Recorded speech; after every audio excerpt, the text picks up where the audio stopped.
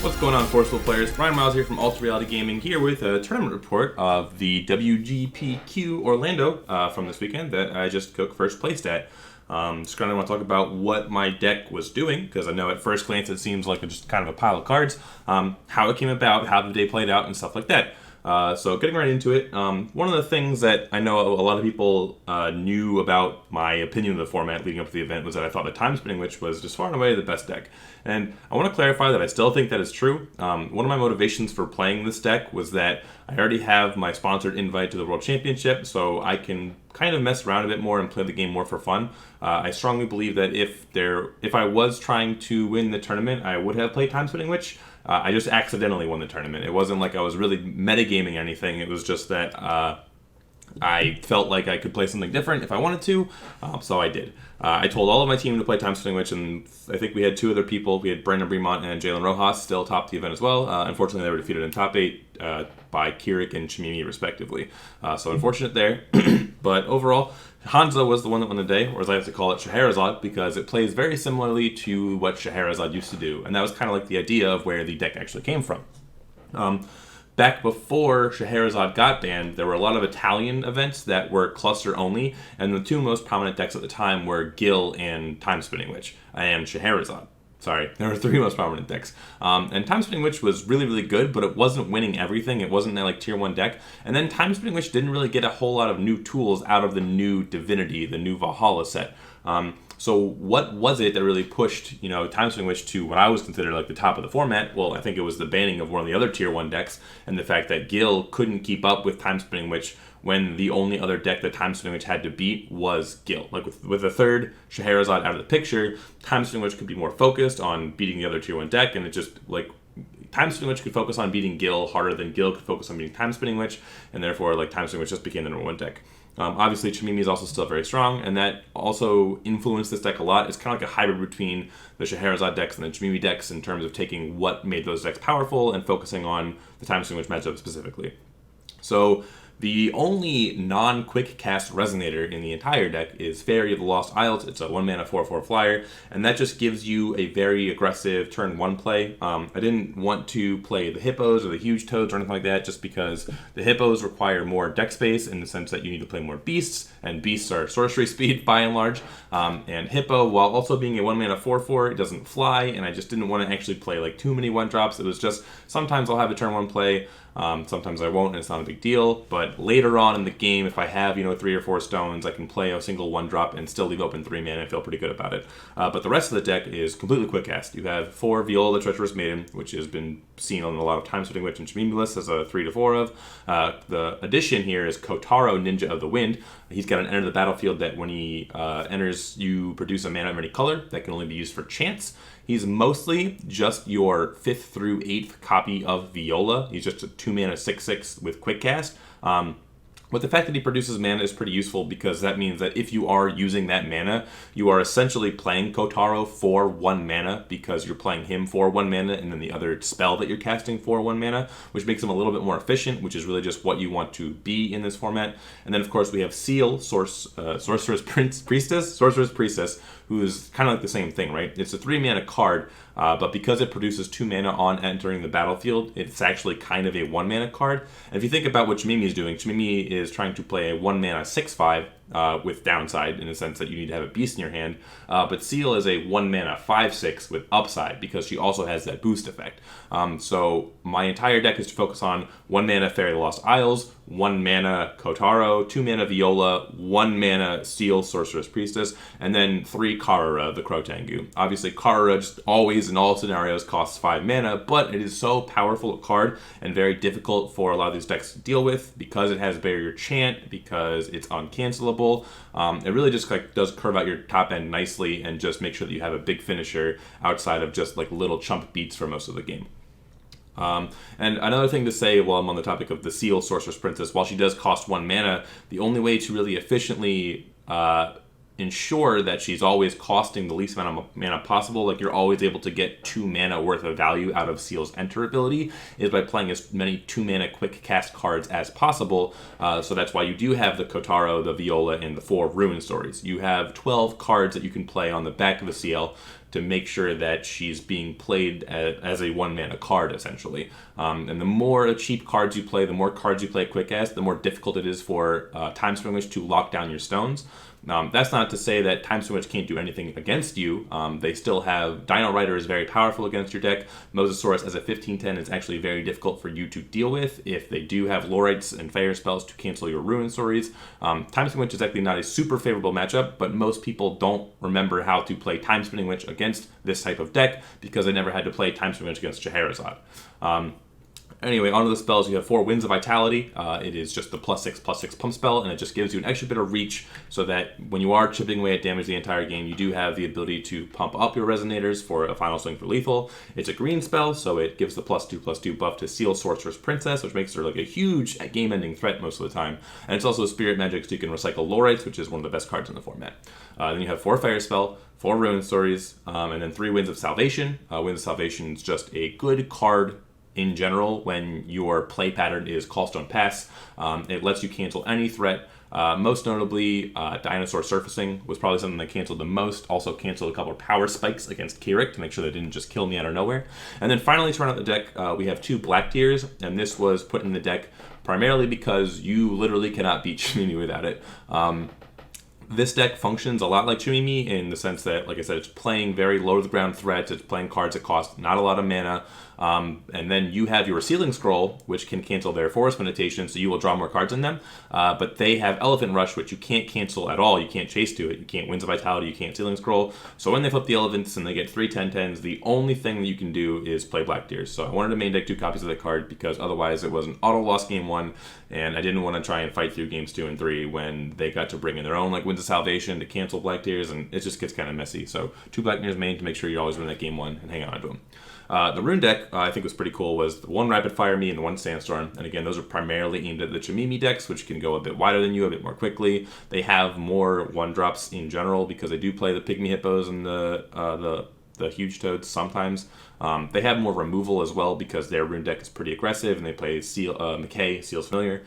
They just have like more picking off abilities, so you need to keep up with them in that or else they'll just overwhelm you on the board. Then you have the 1 Forest Meditation, best rune in the game, 1 Sealing Scroll, Master Rune, and then 1 Whispers of an Angel. Whispers of an Angel is a chant rune in white. It's basically only 1 mana from your rune deck. It's 3 if it's in your main deck, but we only play it in the rune deck. It's just 1 mana, draw a card at instant speed. So when you are flashing in the Kotaro, obviously you want that card to cost 1 mana, essentially. You don't want to just float the chant will and then not cast it, and you don't always want to use a Winds of Vitality or a Fire spell, which are the only 2 1-drop cards in your or 1 mana spells in your deck that you actually would cast. So the 1 Whispers of an Angel means that like a turn 2 Kotaro not only puts a 6/6 on the board, but also gains you 8 life and draws a card, and makes sure that you're consistently like just seeing a bunch of cards and keeping up in card advantage, and then winning the game through attrition and control. Stone decks, it's 4 Speaking, 4 Spirit Stones, and then 2 Ethereal Wind Magic Stones, so you can recycle auras. Basically, that 2 Myth Stone slot was a toss-up between the Ethereal Wind Magic Stone, the Untap a Ninja Stone, which I think is Magic Stone of Tranquility, and the +1/+1 to an Elf Stone. And I felt that because I was a very control-style deck, I do Call a Stone and pass. Winds of Salvation is a very important card in a lot of these solar matchups, especially against like Gil, and I wasn't sure how much Gil I would actually see at this event. So I ended up going with Ethereal Wind Magic Stone just because I felt like it was the strongest option. And I'm not entirely sure if that was correct. It never came up, but like neither would have any of the other stones, so I'm not really sure. You can switch that stone around with any of those 3 cards. Yeah, so that's kind of what the deck was. Sideboard, kind of thrown together. The main thing is 4 Elemental Blast was absolutely crucial against Keurig. I'm probably going to end up switching color to the main because of how good that card was. But otherwise, Scarlet's Agony, Destruction on the Portal, Arrow Trap, more Black Tears, more Winds of Salvation, and 2 Jupiter. Jupiter's never came in. That should have been Lord 7 Disciples 100% of the time. But yeah, just never... I didn't really expect that I would need Disciples. I expected most of the meta to be Time Spinning Witch. And then I was mostly correct, but all the Time Spinning Witches were losing to Keurig, and then the Keurigs were coming up instead, and I was like, oh, I didn't side Disciples against Keurig, I'm going to get blasted. But then the matchup was surprisingly well favored. I don't even know if it's favored. I think I was just winning them because I was drawing appropriate threats, and I was playing for board control while the Keurig players were trying to harvest my life total, and then I was making sure that they couldn't get to my life total when they needed to finish the game. I'd find time to slam a Kara and then hit them in the face for 12 and then buff it and just get in there pretty much. But I definitely think Disciples should be in the sideboard. So moving on to matchups in general. The matchups I expected to see with this deck were mostly Time Spinning Witch and Shamimi. Time Spinning Witch being a bit more favored. Again, I still think it's pretty close to 60-40 instead of like something even more favored than that, just because Time Spinning Witch is the strongest deck. I'm pretty sure it's even closer to 50-50 if I was to play it some more, but a lot of people just aren't aware of what you're supposed to do against a deck like this. Again, Dino Rider is like the huge blowout, but you have to play around stuff like the Winds of Salvation. You have to play around the Lowrite. But Time Spinning Witches are playing Glint of Insight, and that card is almost unbeatable. When they Glint of Insight and call Lowrite, you're going to get Dino Rider. Or if they call Winds of Salvation and you, like, whatever one you don't have, like, they get to look at your hand and know when it's safe to do things. And I think Time Spinning Witches playing Glint is the scariest thing that exists in the format right now. And I don't feel favored against that at all. And that was kind of like the spicy tech that did come up in this format.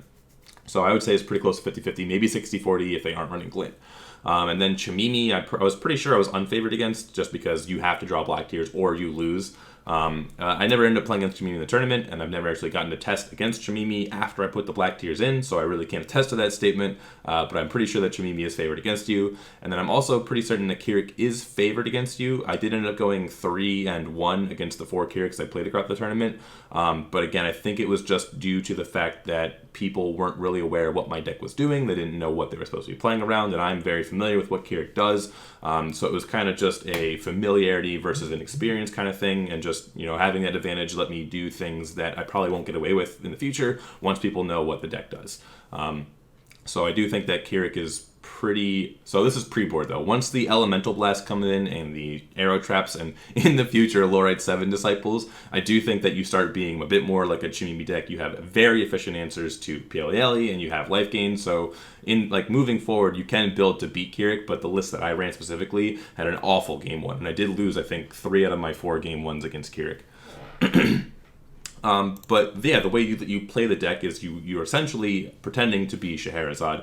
You're calling a stone and you're passing your turn without playing anything. The only thing you ever play on your turn is the 1-mana fairy, and you're just a little like zoo deck, kind of like the Shamimi deck. You're playing these efficient resonators. You're trying to load up your board wide, and you're trying to get in for damage when you can. If anything ever tries to block you with like a good trade, you have Winds Vitality to make sure that your resonators survive and their resonator dies, and you can keep pushing damage. You're just if you've ever played the Shamimi deck, it's just very similar. You're playing cheap resonators, and you're just trying to hit them in the face, and then you're trying to finish them off with a big resonator. And the way that you do this is just a little bit different, because you're not playing these cards on your turn, you're just playing these cards on your opponent's turn.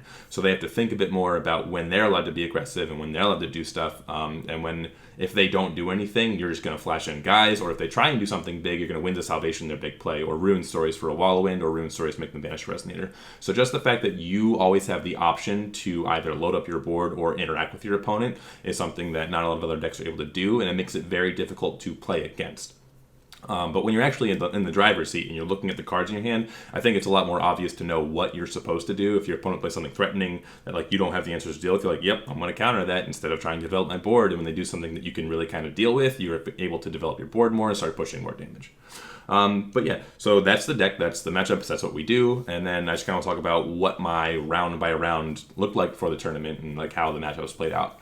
So round 1 I played against Imel, and that was definitely my worst match of the day. Game 1 I was kind of scared because I didn't really... There was like the last second thought where I wanted to side deck Separation of Fates, so that I could like Kotaro into Separation of Fates to kill IU. And I'm like, no, I've got Scarlet's Agony, you know, I'm an aggressive deck, I'm kind of like Shamimi, I'm not going to have to worry about IU. Like, I never tap out, so they're going to like try and resuscitating Will of Hellfire spells.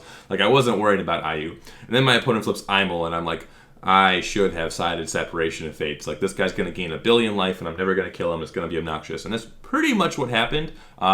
The only way that I was able to win was that he just ran out of cards, and he was only gaining like 9 life a turn off of his Imel, and I was able to stick a Karara and just hit him for 12. I went wider on the board and was able to keep hitting him in the face. I was countering his important cards, and he ran out of gas, and I cast Forest Meditation twice, which means I drew 6 extra cards. I cast Whispers of an Angels, I drew 7 extra cards. Like, that's just so much card advantage that even though his life total kept him in the game super, super long, he wasn't able to stay in it for as long as he needed to actually finish me off. And there was a really boneheaded misplay I made where He was completely tapped out. His J-Roller was tapped. All of his stones were tapped. And I'm looking at my hand and I'm looking at my field. I've got a Karara and a Seal. And I've got double Winds of Vitality. And between the double Winds of Vitality and the 2 pumps off of Seal, I had exact lethal. And I'm like, all right, I'm going to go for it. And I go to enter combat and I attack with my Seal. And he goes, okay, anything before damage? And like, I've got red flags going off in my head. Like the fucking warning signs are beeping. And I'm like, yes, before damage, cast Winds of Vitality on my Seal. Trigger Seal, +2/+2. It's like, okay, anything else before damage? And I'm like, I don't know what 0 mana cards exist in this game that you're going to do to me, but I'm going to play Winds of Vitality again on my Seal and give it +2/+2. And he's like, okay, anything else before damage? And I'm like, nope, what do you have? And he's like, Arrival of the Hero. And I'm like, I don't have Fairy Spell. And I'm like, yep. I should have just put the Winds of Vitality on Karara so that I dealt more damage, but he just took out like 3 cards for 1, and I still I was like, oh my god, I'm stupid. But I still ended up winning that game just because of how many cards I drew. But that was definitely like a big boneheaded play, and I was like, why did I play this deck? Why didn't I play Time Spinning Witch? Like, what am I doing? So I did manage to close that out just because, like I said, the Forest Meditation is a broken card. And then immediately after that, I went and got like 2 cups of coffee. I'm just like, I need caffeine. Why didn't I drink caffeine before I won? What am I doing? Well, remember, guys, caffeine and fruit before every tournament, or else you do stuff like that, like forgetting Arrival of the Heroes a card. But yeah, so that was round 1. I beat Imel after some misplays, but thankfully my deck is broken. Round 2, we get up against Time Spinning Witch. So this is the real meat and potatoes matchup that we were expecting to see. And I believe this round I played against Derek Mogoneza from Minneapolis, Minnesota. I don't know where he lives, actually. I'm pretty sure he's right outside of Minneapolis. And he was on Time Spinning Witch, and I actually playtested with him leading up to this tournament. And he was playing a Time Spinning Witch variant with Gil Lapis, the Conqueror, and Blue Leaf, so that it was kind of like the older pre-rotation Time Spinning Witch lists that we had seen. With the Gil Lapis, the Conqueror tech that Stephanie Shaw had kind of pioneered. And it's really good in the TSW mirror, but when my deck plays 4 Ruin Stories to make you banish it, and when it plays 3 Winds of Salvation so I can actually cancel it, it gets a little bit more difficult to stick and also justify paying 4 mana for, because I am playing, 2 mana 6/6s and 1 mana 5/6s and just kind of punching you in the face the whole time. He did manage to, I think, resolve some distortion at times against me, but I just didn't tap my mana, and he wasn't able to be very aggressive and capitalize off of it. So it was a pretty straightforward match that I was able to take down, and just, a lot of the normal stuff that you want to do to Time Spinning Witch kind of happen, where I'm just playing cards a quick cast, and your opponent is like, what is my opponent doing? I don't know if I'm allowed to be playing proactive things, or if I need to not do anything, and then, I just swarm the board. That was unfortunate for him that he did try and play a very anti-TSW list, and he came up against me in round 2. So round 3, I played against Andrew Vatland, who was also on Time Spinning Witch. I kind of tested with a lot of the Arizona guys like Brandon Bremont and Jalen Rojas. And that was kind of almost the identical deck, where it was 2 Dino Riders mained, 4 Dino Servicing, 3 Mosasaurus, sides into Arrow Trap and Elemental Blast. And then game 1, he's I had talked to Brandon about this deck leading up to the tournament, and he had kind of playtested it for me, so Andrew did kind of know what was going on. Game 1, I just kind of went off and was able to win, but once the sideboard came in, it got a lot more difficult. In game 2, he was using Arrow Traps. He managed to land a Dino Rider and really get me. I just couldn't find a Ruin Stories to answer it. And I actually lost game 2, and then game 3, he glinted early to see my hand, got rid of my Loritz, was looking like he was in a really good spot, and then he accidentally misplayed. He knew there was a Ruin Stories in my hand, and he tapped out to play a Dino Surfacing, and just immediately wall of wind. He's like, oh, why did I do that? But that was such a huge tempo swing. I played a couple Resonators off the back of it, started pushing damage, and he just couldn't get there and stabilize. I was able to. He actually drew both of his Dino Riders that game after the canceled Dino Surfacing, and just at that point, that's the most important card in that matchup. Couldn't come back, and I was able to take it. Round 3, I played against Cal Tuma, I played in the finals of Minneapolis, and it was a very interesting match. Game 1, I just completely went insane. I'm just my hand was so good. I was being super aggressive. I wasn't letting him get distortions off. He never even tried to distortion me because I always had mana open. He wasn't even concerned with trying to do it as long as I wasn't tapped out. And I was just being aggressive, pushing damage. He ended up going through 3 of his Dragon Lord's Breath just to stay alive. And I ended up getting down to 2 life or something obscene. And then I went for a lethal play where he had a Mosasaurus and a Viola on the board, I want to say. So I rapid fire me to deal 4, I sandstorm to deal 2, kill off the Viola, I flipped my ruler to flip back down. You don't have to target a rune, but I was intending to flip back down my rapid fire me to clear off his board and get it done. And he tries to lowrite that. I try and lowrite his lowrite. He tries to Giza's Call. I try to Fair Spell, and then he lowrites the initial lowrite again. So I don't get to flip anything back down. He's got 2 more blockers on the field now, and his Mosasaurus isn't dead. And that just completely stonewalled my lethal, and I tapped out doing it. And like I said, he hasn't played his Distortion of Time at this point. So he's able to Distortion me, lock down my stones and my combat guys, untap, flip his ruler, Distortion me again. Still, again, I can't do anything aggressive. He untaps, slams down a couple Mosasaurus. He ends up getting like 3 Mosasaurus on the build against me, and then he gets out of Disciples and starts gaining life back, and I just can't come back from that. Felt really dumb that I tapped out doing it, but I could have sworn I had lethal if he didn't have like 4 cards to stop my Hanzo flip. So he takes down game 1, and I'm like, oh, I'm supposed to win game 1. This gets worse like when we get into game 2 and game 3. I am able to win game 2 in a pretty timely fashion. There was a really disgusting play where my tournament was the fairy, and then he calls us, he's got... I went second because I'm against Time Swing Witch, and I don't want them to have Energize. I want Energize for Lorite. So he goes first, does nothing. I go second, play just a fairy, right? So it's the 4/4. So he goes Callstone Pass. He's got only 2 mana open. I go Callstone, attack with my fairy. And he taps out to play Viola to block. And this opens me up to go Energize for a Seal, produce 2 green, Kotaro, produce green, wins the vitality of my fairy. So now I've got 15 power on board, and I just killed his blocker, and I've just got this... I'm tapped out, but he's only got 3 stones, and they're both green. Like, it was very unfortunate that his first 2 stones were green, so I know that he can't play Distortion and God's Art in the same turn.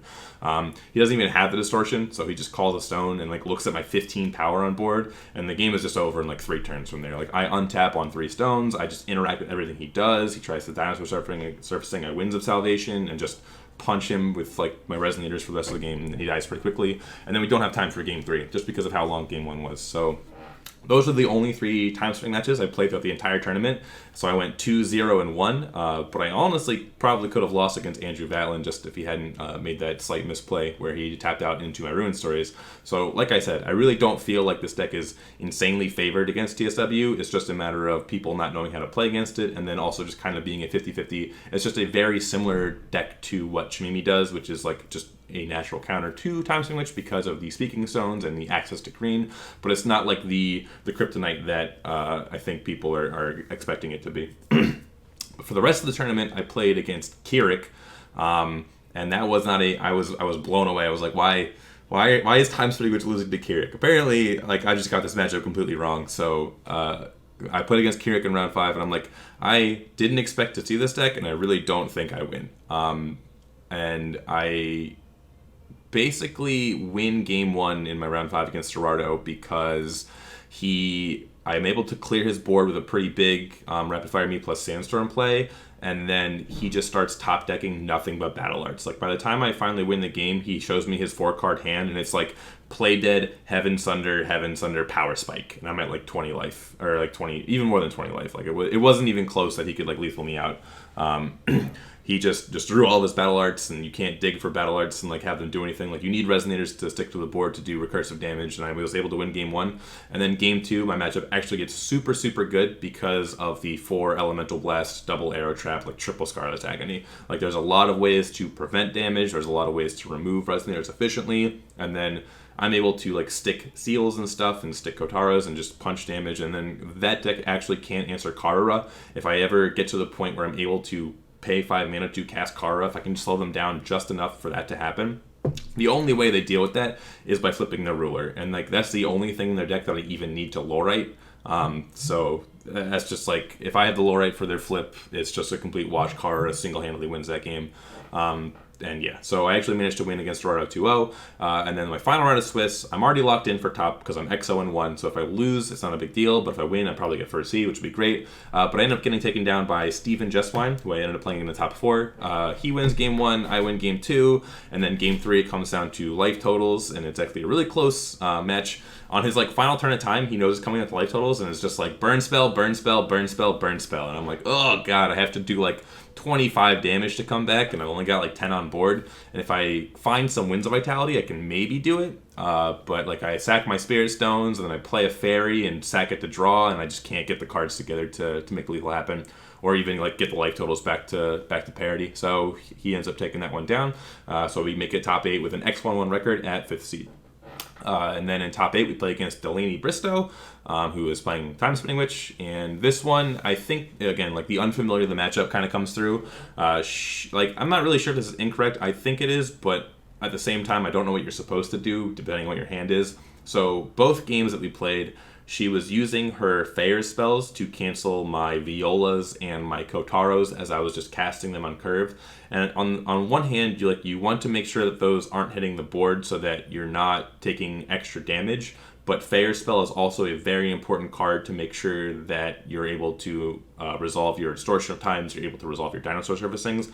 And both of those games I was able to win because I was able to cancel something important and she was already out of the resources to be able to stop it. But at the same time, if she hadn't canceled those and was taking the 6 damage a turn, it could be a completely different story. So I can see both sides of the argument. I would need to play even more to know if it's correct to Fair spell just the damage, and when it is and when it isn't based on what your hand is. But game 1 was actually like pretty insane for me because I opened with double Fairy the Lost Isles. I went second, and I went Fairy, Energize Fairy, and I was able to push in damage with the Fairies for like 4 turns in a row. She was like putting back in my hand, I would just recast them and leave my mana open otherwise. But the Fairies actually did like 28 damage by themselves, and then when she finally got the Glint of Insight off to rip out all of my Lorites and then resolve the Distortion of Time, I had 5 open mana at the time, so I was able to cast a Karara and then just lethal in the air with that.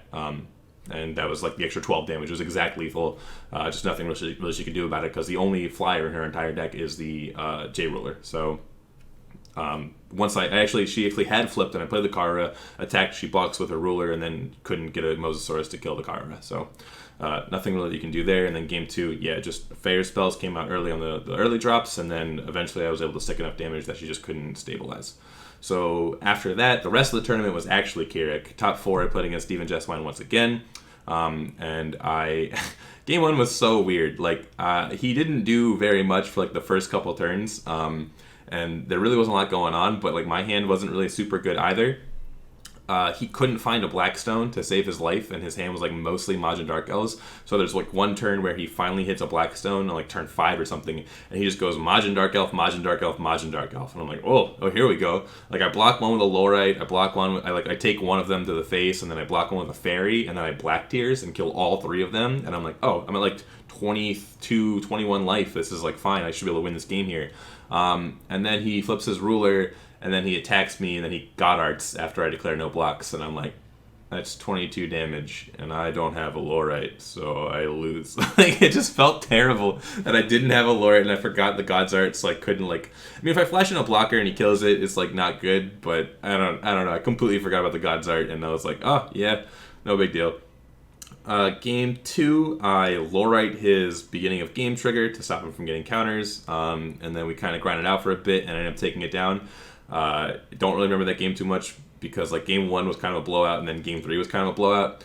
So game 3 he goes first again, and I energize into Lorite to prevent his beginning of game trigger, and then he plays a Hoel Pig turn 1, and then when he tries to use the Hoel Pig, I have another Lorite, and then when he tries to just like tap his ruler to get stones, I have the 3rd Lorite. When he flips his ruler, I have the 4th Lorite, and when he tries to like get counters, like I ended up casting 5 Lorites that game. This man never got counters on his ruler ever. And when I finally end up winning that game and having lethal, he shows me his hand. There's 3 Pathway parts. Like he never got a chance to play half of his cards because of how many Lorites I was able to cast. And it was just like, there's nothing you can really do about that as a Keurig player. It's just like at that point, like. You just extend the handshake. Like 5 Lorites is too many. I'm not even a guild deck. So we make it to the finals. And at that point, it's a little bit more relaxed because my opponents got to pay the invite because mine's passing down. But we still have a pretty fun game. That's actually streamed over on the Forcible Circuit Series page if you do want to check that out. I actually win game 1, which was pretty cool. It's not really supposed to happen, but I was able to just control the board well enough and get off enough efficient plays that I'm able to just stick a Karara and then buff it up for like a 20-something lethal on the final turn. which was cool. And then I'm feeling pretty favored because I know that like post board it just gets that much easier. But I actually just get clapped game 2. Like I never see any resonators, and it's like I saw a lot of removal. I saw like double Scarlet's Agony, I saw Arrow Trap, I saw like double Elemental Blast. But I was always like trading like 1-for-1s. I was never able to like either get in chip damage when I removed his board, or I was never able to like play a Viola and like get the trade and then still have a body on field. Never saw any Lorates to like prevent him from getting counters and then also have a blocker. It was just like I just couldn't get ahead. I was just like stopping the bleeding, and then he finally just burned me down with a couple high speeds. And then game 3 got a really dicey on like the last couple turns where he's got like a Piggy, and 2 Pialialis, and he's got like 12 counters on his ruler. And I was able to play Karara. He like played it pretty passively and like didn't give his guys swiftness and flying because I had so much mana open. Like I'm sure he was afraid of Violas or something, and he was like tapped out.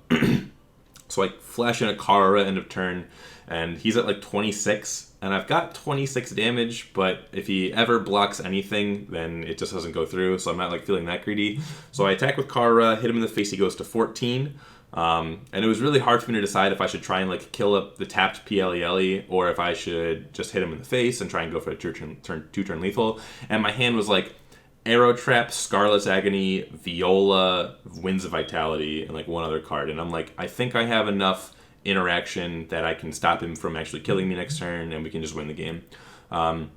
So next turn, he ends up going for the play where he flips his ruler to try and kill off my Karara, and he actually swung all of his guys at my face to try and get as much damage as possible. And I was at like 35. Like I did a pretty good job of keeping my life total high that game with all of my sideboard cards. I was seeing like a lot of fortunate things like that. So he flips his ruler and tries to go for just killing off the Kotaro, like leaving the 12th level on the board and like leaving open like 10 strength counters on his ruler. But I Winds of Vitality my Karara to put a 3rd Spirit Magic Engrave and then buy back a Lorite to prevent him from getting 15 counters. And at that point, I've got the Viola, just put that down on the Karara, and that's 14 damage in the air, and he's got nothing to block with. So that's how we end up taking it down. Again, just I think most people just weren't really sure what my deck was doing, and that definitely had a lot going in my favor, especially because I know what the other people's decks were doing. But overall, I think it's a pretty fun deck to play, and I think that it's going to have a pretty solid like tier 1 spot right next to Chimimi, just because the decks do very similar things. So I hope you guys enjoyed this tournament report. I hope you get the chance to check out the deck and play around with it if you like it. So hope you like it, guys. Talk to you later. Bye.